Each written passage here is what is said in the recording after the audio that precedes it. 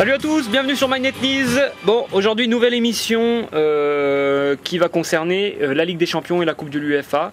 Donc dans un premier temps, on va revenir sur cette Ligue des Champions qui a eu lieu mardi et mercredi. Et ensuite, on va faire un petit point aussi sur la Coupe de l'UEFA dans un deuxième temps.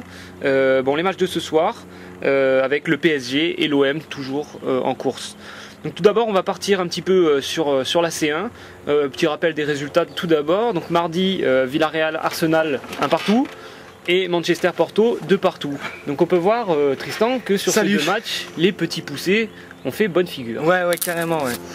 Que ça soit Villarreal contre Arsenal, là, pendant une heure ils ont vraiment bien tenu. Ouais, non, ils ont complètement dominé d'ailleurs Arsenal. Ouais. Avec le jeu qu'on a reconnu avec leur entraîneur, la Pellegrini et tout, vraiment jeu offensif et tout, une petite équipe quoi. On parle souvent des équipes françaises, machin, un peu de, tu sais, un peu de fatalité, ouais. Ça passera jamais et tout. Là, Villarreal, bon alors c'est pas dit qu'ils passent, mais en tout cas ils ont vraiment tenu le choc. Des petits joueurs vraiment super rapides, techniques et tout. Bon, c'est vrai que physiquement après de la dernière demi-heure ils ont un peu craqué, ils ont craqué, ils ont sombré. Vrai. Mais vraiment super équipe de Villarreal quoi. En plus il leur manque jusqu'à la fin de la saison leur petit Cazorla quoi. International espagnol. Et c'est vrai que mis à part Senna qui joue devant la défense à Villarreal, qui est vraiment du top niveau international, ils ont très peu de gros joueurs très connus. Exactement. En fait. Et c'est encore la preuve que finalement avec une super cohésion, tu vois, une super mentalité, une belle philosophie de jeu, tu peux t'en sortir quoi. Puis bon, il y a Senna qui tient quand même bien la baraque, hein, très bon. Puis il y a des joueurs comme Pires, ancien international français, qui fait aussi une très bonne fin de carrière, ou un mec comme Ibagaza, tu vois, qui continue à être assez bon, plus ou moins, mais qui continue aussi à tenir lui aussi la baraque. Donc Villarreal surprise. Souffert, quoi. Et en même temps Arsenal un peu dans le dur ces derniers temps. On a eu beaucoup de matchs nuls, même en première ligue. C'est pas facile pour eux. Bon là il y a Fabregas qui est revenu, avec Adebayor là. Qui vont être aussi un petit peu. Tous les deux ils sont rentrés la semaine dernière en championnat. Fabregas il fait 2 passes d'ess et Adebayor doublé. Là c'est la même en Ligue des Champions. Vraiment un super but d'Adebayor en plus retourné et tout. Voilà, mais en tout cas Villarreal vraiment une belle petite équipe. Après il y a le match retour la semaine prochaine à l'Emirates avec les grandes retrouvailles de Pires avec le public d'Arsenal. Ça va être quelque chose aussi. Et voilà, après un match très équilibré. Ouais, alors après il y a encore, enfin ça c'est carrément l'exploit quoi de Porto qui est allé faire match nul 2 partout à Old Trafford contre Manchester. On voit que Porto a quand même bien joué sa chance quoi, tu vois, ils sont arrivés sans complexe pourtant face aux tenants du titre de cette C1 et puis une équipe de Manchester carrément sans complexe énorme, ils sont arrivés, je veux dire c'est pas du tout une équipe qui ferme le jeu, mais c'est une équipe qui est quand même, ils étaient vraiment super organisés, mais en tout cas c'est vraiment la preuve qu'ils sont pas venus la peur au ventre, tu vois, et pas avec l'esprit ah non on est le petit, ça va pas passer, c'est chaud, on va se recroqueviller et tout, pas du tout quoi. Tu vois que les mecs ils sont super. Porto c'est vraiment une équipe, chaque année ils se font piller, c'est qu'ils ont un budget qui est à peu près équivalent à celui de Marseille et de Paris quoi, tu vois, même un peu en dessous, et voilà, et ils sont tout le temps là, chaque année ils perdent les meilleurs joueurs et chaque année ils ressortent des joueurs qu'on connaît pas, je veux dire c'est hallucinant. Lisandro Lopez, Christian Rodriguez, ancien parisien que les Parisiens n'ont pas voulu, tu vois ce qu'il fait, qui percute sur son côté gauche comme ça. Ils ont un super français latéral gauche là, le Ali Sissoko. Voilà, après ils ont un super milieu de terrain avec Meireles et Lucho González. Ils sont arrivés sans complexe, ils ont vraiment mis en danger cette équipe de Manchester United. Finalement, bon, deux erreurs défensives quand même assez regrettables. Bon, ça prouve aussi que Porto ne fait pas encore partie de ces grands clubs avec la qualité qu'on leur connaît et la rigueur qu'on leur connaît aussi. Donc bon, quand même un résultat nul intéressant à l'extérieur, de partout. Ah ouais, ils ont carrément quand même bien mis en place. Balotage favorable quoi. Maintenant n'oublions pas que c'est Manchester United. Ils sont capables d'aller à Porto sans souci.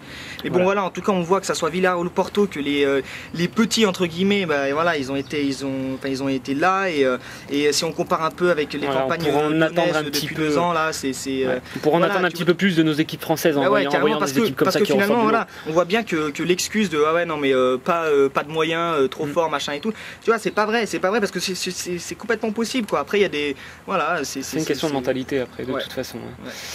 Après bon, il y a eu ces matchs d'hier, donc de mercredi, Liverpool-Chelsea et Barça-Bayern, Et finalement, qu'est-ce qui en ressort? C'est que le Barça reste le grand favori de cette compétition quand même, qui a étrillé complètement le Bayern 4-0, 4 buts en première mi-temps, un jeu extraordinaire. Bah ouais, une première mi-temps phénoménale, comme la première mi-temps qu'ils avaient fait contre l'Olympique Lyonnais.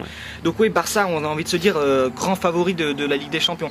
Alors oui, complètement grand favori, parce que c'est vrai qu'au niveau du jeu, il n'y a pas photo, c'est la plus belle équipe à avoir joué, c'est hallucinant. Offensivement, il n'y a pas d'équivalent. Tu vois, en plus, ils arrivent à allier le beau jeu, parce qu'ils pratiquent vraiment un beau jeu, et une efficacité aussi sans pareil, parce qu'on a connu des grandes équipes qui procuraient un jeu extraordinaire, mais en même temps qui avaient du mal à passer, qui manquaient un petit peu de rigueur, qui n'ont pas gagné aussi beaucoup de titres, etc. Là, on a l'impression que ce Barça est complet, est total, qu'il procure du beau jeu, mais qu'il est aussi rigoureux le truc, c'est qu'ils ont efficace, quoi.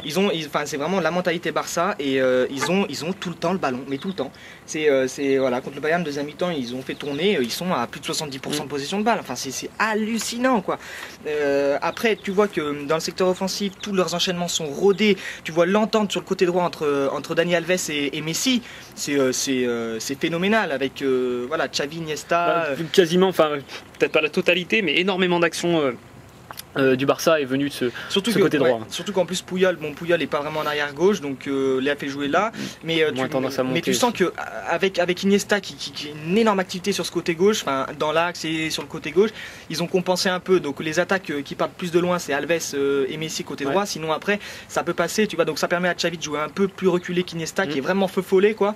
Et voilà, Iniesta peut jouer directement avec Henry. Il n'y a pas besoin pour Puyol de prendre le couloir. C'est vraiment impressionnant. Maintenant, puis, tout ça couplé avec une facilité technique aussi, qui leur permet aussi de bon, mais grand favori, oui, pour ça, quoi. Mais c'est vrai qu'il faudrait peut-être attendre que le Barça joue contre une équipe, tu vois, une top. On attendait ça du Bayern, en fait. On a été un peu déçus aussi par le Bayern. C'est vrai qu'il n'est pas très pas en forme et tout. Des résultats assez moyens, et puis des hauts et des bas, quoi. Une équipe assez comment dire, assez instable.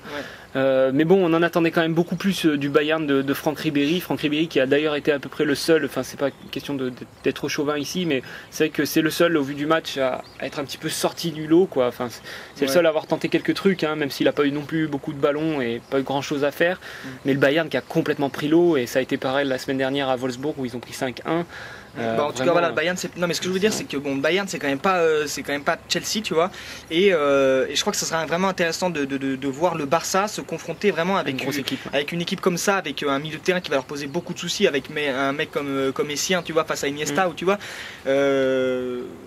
Une équipe qui les empêche un peu plus de jouer, qui arrive à mieux tenir le ballon et les empêcher de poser leur jeu comme ça et d'être absolument injouable, quoi. Donc ça permet de parler du dernier match, Liverpool-Chelsea. Ça, c'est quand même la surprise entre guillemets, quoi. Liverpool, grand habitué des Coupes d'Europe, ils sont tout le temps là, et là ils prennent 3-1 à la maison. C'est vraiment une grosse surprise. Chelsea qui a bien joué sa carte quand même, C'est vrai que ils sont habitués, Liverpool-Chelsea, à se rencontrer, que ce soit en quart ou en demi, enfin surtout en demi dans les dernières années. Liverpool est souvent sorti gagnant de cette confrontation, même en première ligue. Chelsea est derrière Liverpool. Donc c'est vrai que grosse surprise, et puis bon, on en attendait beaucoup de ce match avec une confrontation entre ces grands techniciens qui peuvent être Benitez et Hiddink. Finalement c'est l'équipe, la bande à Hiddink qui en est sorti vainqueur, et d'une assez belle manière quand même. Oui, non, ils ont très bien joué. Alors, sur Chelsea, on peut noter vraiment le retour incroyable de Drogba, mais surtout de Michael Essien. Michael Essien qui revient devant la défense, il était blessé pendant toute la saison, et il revient. Enfin, ce joueur est extraordinaire, vraiment, il fait énormément de bien. Tu sens qu'il soulage Lampard, Ballack, qui sont beaucoup mieux. On a vu un Ballack en bien meilleure forme. Le retour de Drogba. Voilà, donc l'apport de certains joueurs, surtout, on a l'impression qu'il y a quand même une espèce d'effet Gus Hiddink là, qui arrive à faire retrouver une cohésion d'équipe à cet amalgame, à cette amas de joueurs exceptionnels individuellement, tu vois. Et à côté de ça, Liverpool est un peu moins bien. On sent que l'absence de Mascherano qui était suspendu leur a été préjudiciable. On sent vraiment que c'est un joueur qui est indispensable à cette équipe, parce que là il a été remplacé par le petit Lucas et c'était beaucoup trop faible, quoi, face au milieu de terrain de Chelsea. Puis, Gérard pas trop en forme, mais bon, ça très isolé, tout est lié. Et voilà. Et peut-être aussi pour la première fois, Liverpool est dans la course au titre cette année ils jouent beaucoup pour le titre, finalement. Et voilà. Et cette année plus que les autres, ils peuvent vraiment jouer pour le titre. Donc est-ce que finalement ils laissent pas un peu plus d'afflux que d'habitude, que les saisons précédentes? Voilà, on sait pas, mais en tout cas, Barça, ouais, Chelsea, grosse option pour la qualification. On fait une petite pause et on revient tout de suite pour parler de la Coupe de l'UEFA, des matchs de ce soir.